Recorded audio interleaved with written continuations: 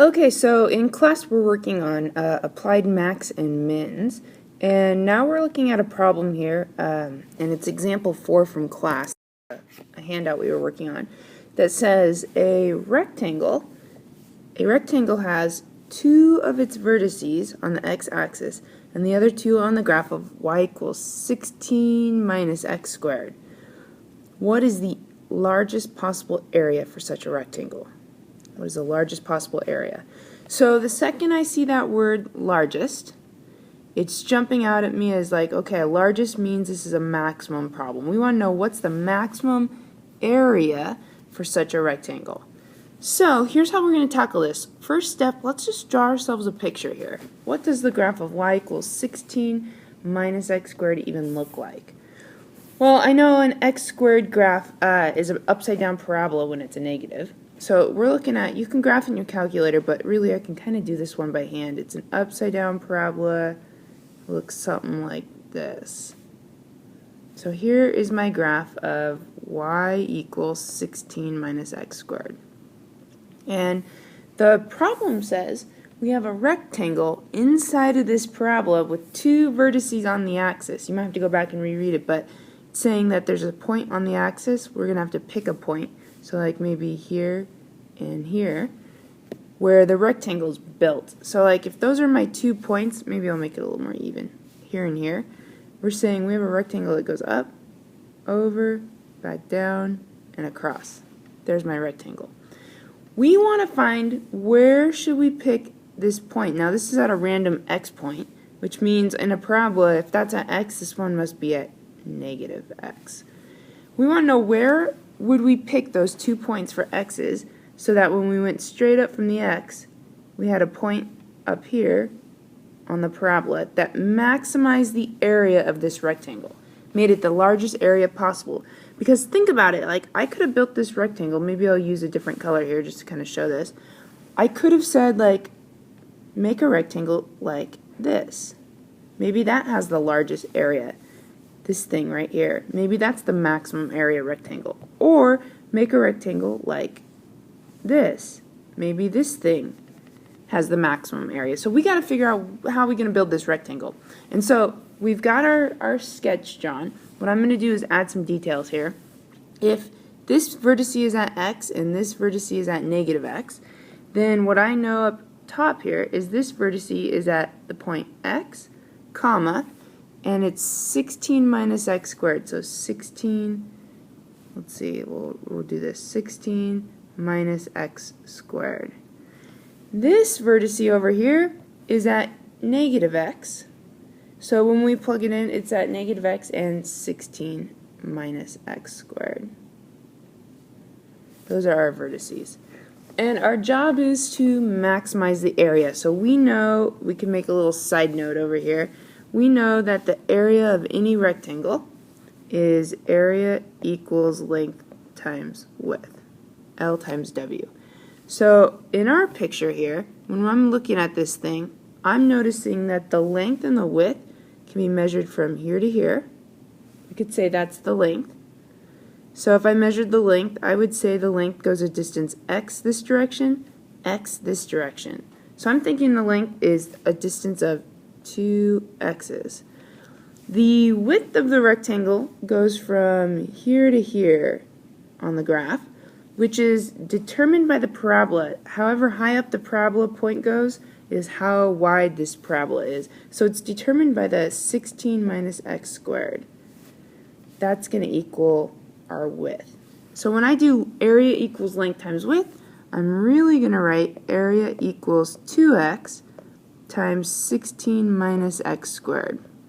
And so to clean this equation up just a little bit, I'll multiply the 2x in distributive property here and get area equals 32x minus 2x cubed.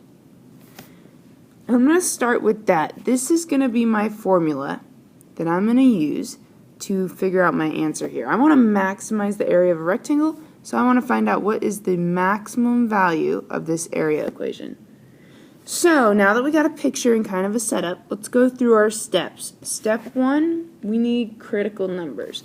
So we're going to start with taking the area formula and I'm going to rewrite it as a of x, area with respect to x.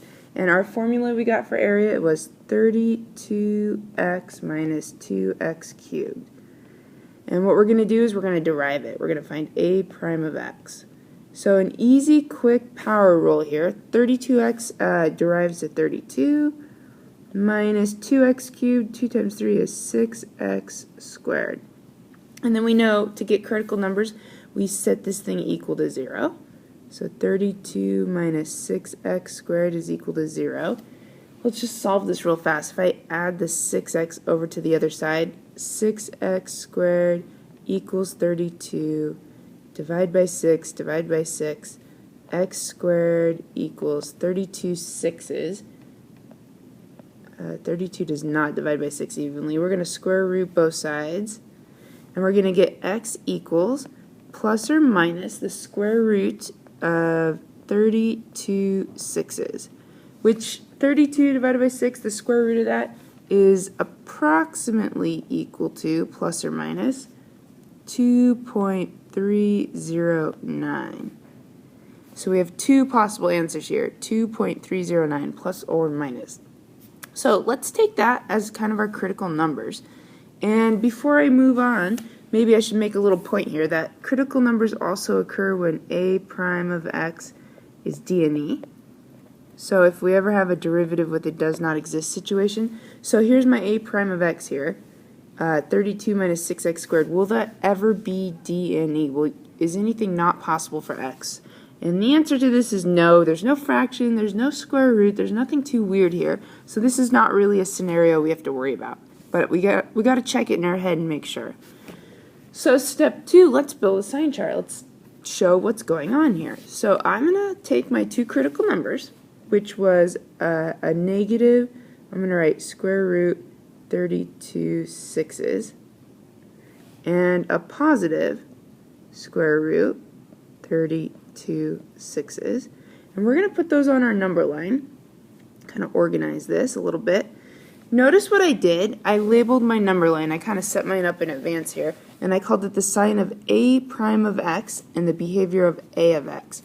Usually we write the sign f prime, behavior of f, but in this case, a of x was our equation. So we're going to find the sign of a prime and the behavior of a of x. Those labels are super important. You want to make sure you get those on your number line. And we're going to pick 3 numbers that fall in between our critical numbers that we can plug into a prime and find out if a prime is positive or negative. So I'm going to pick easy numbers. Remember, this decimal is like 2.309. Technically, this is a negative 2.309. So we're going to pick numbers that are in between positive and negative 2.309.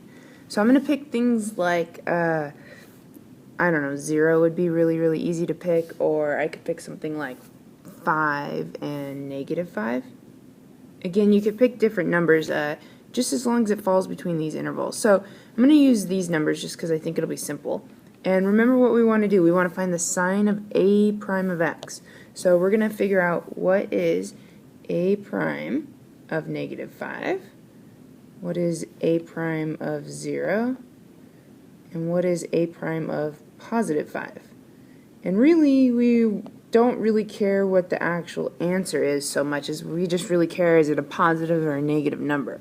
But we got to go back in and kind of plug this in. So I'm going to plug in negative 5 and probably just use a calculator to get a value. Remember, a prime is the 32 minus 6x squared, so we're going to do negative 5 squared.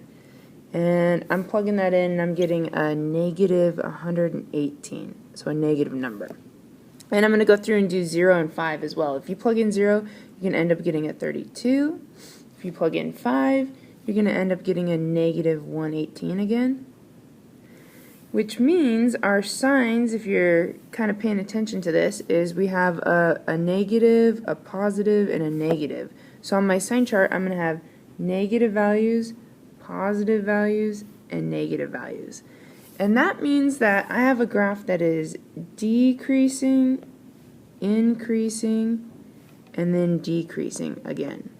So it tells me kind of a lot about the behavior of this thing. So with that in mind, down below down here, I'm going to delete some of this stuff. We now know that the graph is going down and then up, so this is a minimum value, and this is a local maximum value, which helps us answer our final question. Remember, we were supposed to maximize the area for our rectangle. Well, now I know where the max occurs at positive square root 32 sixes, kind of a weird answer. So my last step, step 3 here, is I'm going to take that area formula, area of x, a of x, equals 32x minus 2x cubed. And if I want to know what the maximum area is, then I know I'm going to plug in for x positive square root 32 sixes. Because according to my sign chart, that's where the max occurs. So if I want area of square root 32 sixes, then I'm going to plug 32x and make it 32 times square root 32 sixes minus 2 times square root 32 sixes cubed. I'm going to plug all this in. Definitely going to use a calculator because this is just going to be a really messy answer. So plugging it in, I'm getting a decimal. I'm getting 49 point, and I want to go 3 decimal places, 267. So that tells me that 49.267 is my maximum possible area for this rectangle. So I'm going to write units squared to represent area. And now I've figured out, let's backtrack to my picture, that rectangle, this red rectangle here, I'm going to highlight it in black. The biggest, largest area we could possibly get for that rectangle is 49 square units. And that's when these x values are at the square root 32 6 location. So we figured out that the location for x has to be at square root 32 over 6. And if that's the spot we pick, then the rectangle has a maximum area. That's kind of what we've tracked down. So final answer here, 49.267 units squared. If I want to kind of back my answer up and kind of verify it, I could graph the area equation. I could graph 32x minus 2x cubed. It's just an upside down parabola. It looks kind of like this picture here. You might have to zoom out on your calculator to really see it because the maximum point on the graph up here is pretty far up here. It's actually way up up in by the 49.267 that we got. So way up there, and that maximum value occurs at 2.309, or square root 32 sixes. That's where this point on the x-axis is. So we can kind of verify it with a graph, just to kind of back up our answer. So that's example 4 from the packet. Hopefully it kind of helps, and you'll have to practice the homework and give it a try and see if you can do this on your own.